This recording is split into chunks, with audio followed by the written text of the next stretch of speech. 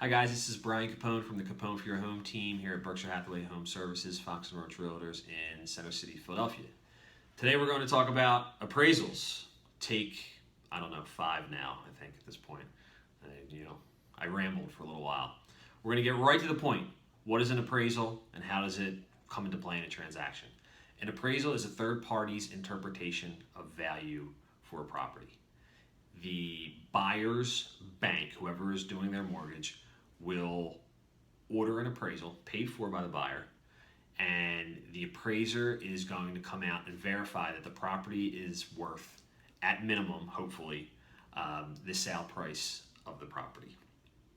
The bank is only going to lend on the sale price or the appraised value, whatever is lower. Basically, the appraisal is a black and white interpretation of value of a property.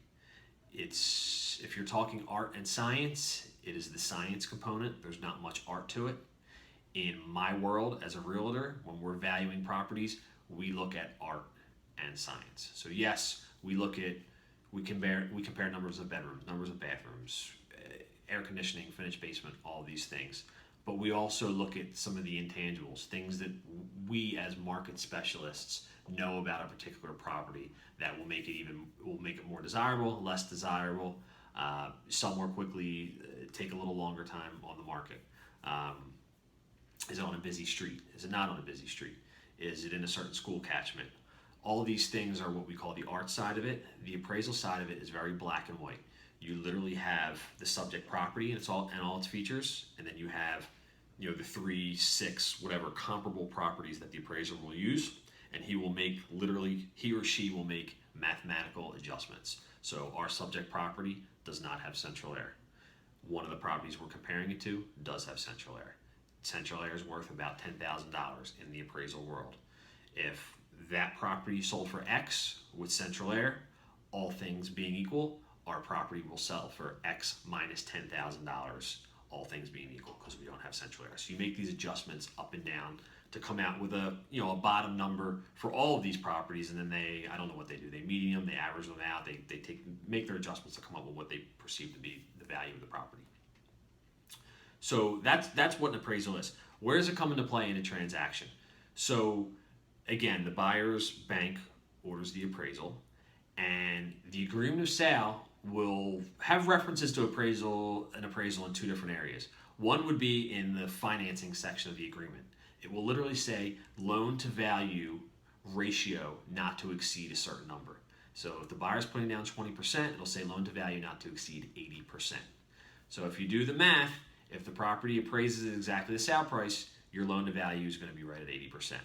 If property appraises, let's just say, under the sale price, your loan to value ratio has now gone above 80%. And that theoretically is an out for the buyer because your loan to value exceeded it. If the sale price, if the appraised value is higher, your loan to value ratio is going to be even under, which is good, obviously, because I call it instant equity in our world. The buyer just made some money right from theoretically made some money from the get-go. Oftentimes agents, because a lot of agents don't know how to fill out the loan to value ratio section of the agreement, they do it incorrectly. They put a blanket appraisal contingency addendum in the agreement of sale. Basically says within 30 days, property's going to get appraised.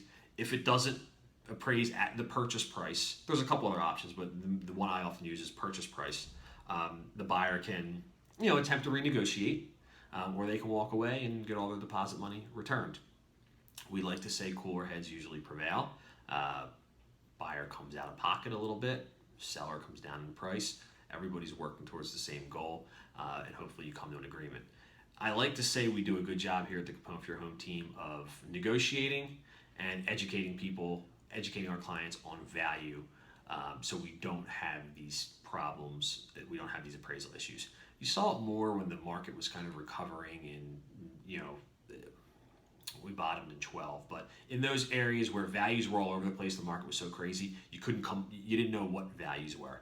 In this environment, we don't encounter as many appraisal issues, but you start getting into bidding wars, emotion gets involved, and you start bidding up the price to a point where you can't even support it with your comps, and then you potentially have an appraisal issue.